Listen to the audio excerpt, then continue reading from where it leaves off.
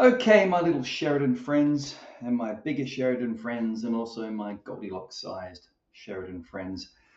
Today we're going to do a little thing about adjustments, and more importantly, we're going to do things about adjustments that maybe you do and maybe you don't think of. But anyway, I'm going to go through my process and I hope it helps you. Let's get it going. First things, before you start adjusting your stock, your options, your whatever you have, it's probably a good idea to have a look at a big macro view. And what we have in front of us here is the biggest one of all, the SPX. Now, I know all of you out there are thinking, oh my God, it's the end of the world. It's nothing but the apocalypse. It's all coming. And I'm here to tell you that since Trump got into power, which is about here somewhere, we can go back to about, I reckon there. And I'd say that, let's say 58, maybe a bit more. All of the trade has been between 58 and probably 6,100. 5,800, 6,100. That's a whole 300 point area. This is range-bound trading. Now, the difference with Trump in power is that the candles got bigger. So if we look at the candles deeply look at the candles. Go away. Biden, look at these lovely little small candles. Lovely little small candles, little big one, Lovely little small candles. Trump gets into power. Look how much, they're small there, but then look at these. These candles and gaps. My God, gap. This is all your fearless leader. So what you have to understand with Trump is that you can still trade him, but you need to be wider, or you need to be able to take the wideness of it all. Because we just went from all-time highs to, just the election in 5 days. So just understand in the macro what's going on. We are still 100% range bound. There's no dramas here at all. We are still 100% range bound. But let's change it to, say, a 5-day, 15-minute chart. And I want to show you something that's a little different to what we're used to. So Monday, the bulls came in, they bought it up, and the bears hammered them. Right, okay. So the bears came in again, and they fought them. Then the bears pretty much let it go. Next morning, bulls come in, the bears hammered them. And look, one more time, the bulls came in, and the bears kicked 5 colors of the proverbial out of them. So what's happening is that the bulls are trying to get control, but the bears are just hitting them. The question is, how much longer are the bulls going to come in and play? I'll show you what I mean. Let's go back to, say, a 10-day chart. Now, touch further. Let's go back an hour chart. That's better. Here are your highs. There are a lot of people that bought the SPX up here. Lots and lots of them. Then the market sell off. And they tried to buy it back up, and they sold off. They bought it back up, and they sold off. You see this. So all the people up here are long and wrong. We call it overhead supply in market profile. But it just means all those people up there are probably averaging down. So they bought it for $10. They're coming back here at $8. They're buying it at 8. They're buying it at 6. And there's going to be a stage where these guys up here are going to get fed up, and they're just going to go, nah, I'm getting out of it. And this is why I think Friday could be a little bit hairy tomorrow. I'm a bit worried about tomorrow, to be honest. But anyway, we'll worry about that later. So let's keep in mind that the overall market is definitely pushing down, but we are coming to something that looks like a bit of resistance. And that resistance is around the 5770, 5800 mark, this gap of the election, I guess is the best way of putting it. It got filled before back here in January, but some buyers came in here. There's lots of buyers in here. There's lots of buyers in here. We're probably going to head down a little bit further. I can't see any reason for us to bounce unless some amazing news comes out. So overall macro, heading down, but getting close to resistance. Cool. Let's move on to step 2. For this process, I'm going to take you out of your comfort zone. I'm going to show you the baby account, and we're going to do it all on tastytrade. The reason we're going to do it on tastytrade is because y'all got a crux around the risk profile chart. And you know what? The risk profile chart is quite nice for various bits and pieces. But what we're going to do today is we're going to do something that is totally out of character for you. What we're going to do is adjustments based on price. I'm doing it in Tasty for the second reason, that is that you're not used to it, and I'm hoping you're going to follow the process and not the procedure. What's the difference? The process is what I'm going to go through to look for things and adjust the trades based on what I'm looking at. The procedure is looking at something, clicking on something, picking a number, and going that way around. Now, for all you engineers out there, all you engineers, you guys have spent your entire lives on procedure. Now, here's the difference. If I go to a bunch of engineers and I say, I want you to build me 10 houses, all right, 10 houses is what I want. And I give you your budget, your processes, and everything else, you build me 10 houses, all those 10 houses are going to stand up, they're going to stay, and they're going to be solid. In trading, it doesn't work that way. If I go to a bunch of engineers and I use the same same analogy, what's going to happen is I'm going to give you all the processes, the same budget, the same everything for 10 houses, but this time you're going to build probably 3, maybe 4 houses that stay standing.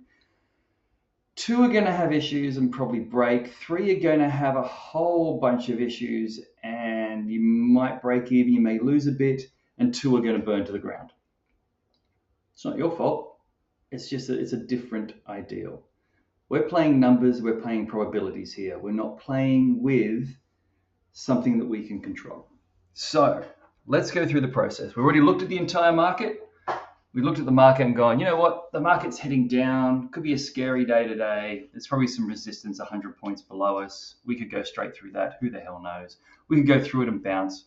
We're thinking down is probably the near term. And we want to position our little portfolio. This is just a 50K portfolio, this one. The major portfolio, I'm not going to show you that. I just put black tape all over it today. It was miserable. Down a full percent on $1 million portfolio. It was yucky. The only thing that was good was all the covered calls I had because they all made money. Now, let's start at, should we go alphabetically?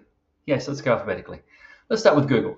So Google at the moment, what's going on there? We've got a calendar in place. No, we don't got a diagonal in place. We are long the 195 call, and it's at 170, and we're short the 187 call. Let's have a look at the chart of Google. Yeah, that looks pretty miserable. Let's look at something a little bit closer to the real world. So 6 months will do. Right, Google's fallen off a cliff.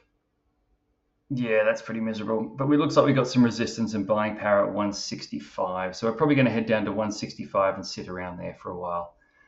Right. So we look at this position and go, there's not much money left in that particular option. This we're going to keep. We'll keep the bottom one. We're not going to roll everything because we've got time. So if we look at the 187, 42 cents, probably keep the same expiration, 14 days away, because that's worth nothing. So if we look at trade, we'll buy that back at 44. And how many deltas are we? This is delta, this is theta, this is vega. Delta, theta, vega. They're the Greek ones for it. So we're short, no, we're long 12 delta. Now looking at that chart, I probably don't want to be long delta. I don't want to be short delta. You don't want to whipsaw backwards and forwards. We're just going to go with probably static delta, maybe a touch long. So 12 delta. If I put this on, it's going to, let's say I take the 182. It's going to lose 21 delta, which is too much, unless you want to go short. 12 delta, you know what?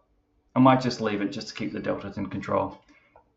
If I was being picky, I could probably sell this one and sell that one for $1.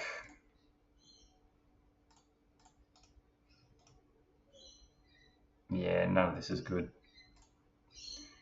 I get 57 cents credit there, but I'm losing 37 delta. It's going to go down. So we'll just leave Google. It's fine. If we look at the trade we put on in Google so far, we sold it for bought it for $3.51. We collected 50 cents. We've collected another 40 cents. So it only owes us $2.50 at the moment. And we can make that $2.50 up without too much hassle over the next month. So we'll leave that one for the time being, hope for a bounce. Microsoft. Oh, it's very close. March 7, March 14. We'll come back to this one because it's a little bit specialized. MU. Everyone just a little moment now. MU. Anthony was right. Amit was wrong. Yeah, it happens. Twice, I think now, at the last 30 attempts. Twice. So MU's doing fine. It's coming down to our short put. $1.85 left on that. Heaps of time to go. We're up heaps of money. So $372 on the trade that only cost me $1,000. So 32%. Carry on. Life's good. Shopify. Right. Let's have a look at Shopify. What do we do here? $2.76. We roll for $1.91. Roll for about 69 cents. Roll for another what? So we roll with $2.90. We're up about 30 cents in the trade. With the rolls, what are we? We're up two deltas, 7 days, 73 cents. We just let that go. Nothing to worry about there. March 7, you've got 7 days left of it. Probably give it a couple of days till Monday, and then we'll roll this once it gets down to about 50 cents for another $1 and see what we can do with that. But it looks like we're going to make money in Shopify, even though if you look at the chart for Shopify, it fell off a cliff and we still made money, and that's the important bit. SLV is a speculative bet. We've just gone with the some calls. They were cheap, 50 cents. I bought 5 of them, $250 worth. $350, lend account. And we're just hoping that silver's going to go up, well, back to $30, which shouldn't be too hard because $30 is just here. So you're hoping this trend's going to continue down here and a bounce back up. Jumping on the back of gold, I think is the way we put that. SPX is the butterfly we put in this morning. That's one of Dan's trades. 58.60, 58.60. This is what I love about the equilateral butterflies. We're up $100 and we're at the lower end of the scale, and it's only been on, I think, a day. Short one delta at the lower end. Let it go. It's all good. XLI. Let's have a look at the activity of XLI. This is the first trade that we got out. So we had $1, collected about $2. So $1.51, we rolled for 18 cents. Still owes us $1.30. What are we? Short XLI, aren't we? So we're up about 20% on the trade. $2.55, there's a lot of credit there left to go. We might roll it down and out if it falls down to 33. So if this goes down a bit more to 133, we'll roll out to March 14 and the 131 put. But there's so much premium here. This is what we're collecting. Right, Microsoft. What a pig this is. The nice thing about Microsoft, though, is that we bought it all the way down here, $6.90, $1.70, what's that, $3, $4, $5, $6, $6.80. So we're pretty much break even in just rolling and rolling and rolling and rolling. $1.13 in the trade at the moment, and it's a 13 delta. So there's a 13% chance we're gonna go down to $4.10. What's our delta on it? We're short 6 delta. Oh, okay, that must have changed today with the move down. I'm just going to leave it. There's $1 left in it. We'll collect $1. This will be worth nothing. This will be worth nothing. I might roll it one more time. Actually, what I could do is turn it into a vertical. How's this for a bit of cleverness? Take this short, buy it back for $1, and come into here and sell the 415. Keeps the same delta. You have $5 of risk in the trade. We've already made a bit of money on it without too much hassle. Turn it into a vertical, and then there's a 14% chance you'll collect the last 53 cents in the trade. Pretty nice, clever move. We just go diagonal, diagonal, calendar, vertical, collect your money, go home. So there's the process. You'll notice not once did I go and look into a risk chart. In SPX, if I go here and go to P&L, we can see there's the butterfly, but the risk chart's in Tasty, pretty crap anyway. They do have this thing called, I don't know, active, I don't know, it's rubbish. Just absolute rubbish. I just use this one if I'm going to look at it. There we go. So there's 12 grand in this trade if we can finish at 58, whatever the middle is, 59.30, but we're not going to be in there for anything like that. If we can get $200 or $300 out of it, we'll be happy. Right, so to recap, we looked at the overall market. We had a guess on what's going on. We're looking at our deltas here to make sure we're happy with our deltas. We're long a couple, we're short a couple, but main thing is we're collecting a ton of theta. Everything is double numbers there. No problem at all, carry on. And most importantly, if we do get a 150 down day tomorrow, we're not going to run out of money. This is positioning the portfolio, making the adjustments based on my guesses, and that's all they are. They're just guesses. That tomorrow, even if it's really bad, I'm still going to be able to open the doors. I'm not going to have a portfolio killing loss. I hope that helps. That is the end, and a rather long one on adjustments, but I'm hoping you're getting the idea of what's going on, where we're just keeping the long one in place and we're just moving those shorts around the long based on our opinion. That's pretty much the art of the diagonal, and I'll look forward to any questions in Discord, or anyone else has any questions over the weekend, feel free to post them up. Have a cracking Friday, and let's hope this Friday we're up about 3, I think, at the moment. Up 5. Wonder how long that's going to last before we get sold into. VIX is also up, market's up. That can't be good. All right. Be careful out there, everyone. Have a good day.